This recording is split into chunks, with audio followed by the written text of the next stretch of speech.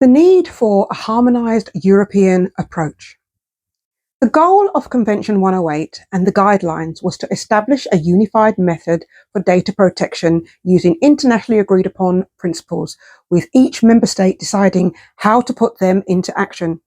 However, it quickly became clear that different countries were implementing these principles in various ways. This diversity in how the principles were applied could affect people's basic rights and hinder free trade as outlined in the Treaty of Rome. Data Protection Directive. In 1976, the European Parliament asked the European Commission to create a directive for standardising data protection laws. Concerns about different data protection laws in EU countries led to a proposal for the directive on personal data processing. Directives are laws that member states must follow, but they allow each country to decide how to implement them.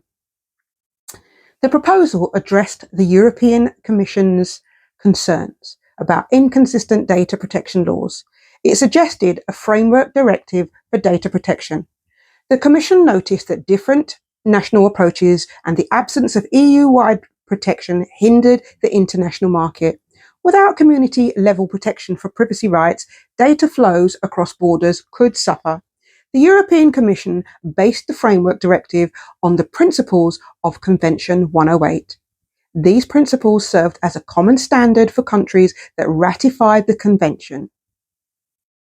The directive aimed to provide a similar level of protection. It covered both automated and non-automated personal data and applied to both public and private sectors. The European Commission introduced Directive 95/46/EC, also called Data Protection Directive, to protect people's privacy while enabling data to free flow within the European Union. It aimed to follow Articles 8 and 10 of the ECHR. However, there have been differences in how member states implemented the directive, making it hard for businesses to make the most of the global market. The European Commission's first reports in 2003 highlighted this problem. In some cases, the differences occurred because the directive was not implemented correctly, leading to the need for adjustments to the laws of specific member states. If a member state didn't fix the issue, the European Commission could take legal action against it. In other cases, differences arose from how a member state implemented the directive, even though it was within the allowed flexibility, still causing inconsistencies. One example of inconsistencies due to different national laws involves the need for businesses to inform data protection authorities about how they handle data. Member states' laws varied a lot on this, leading to a lot of paperwork and expenses for business.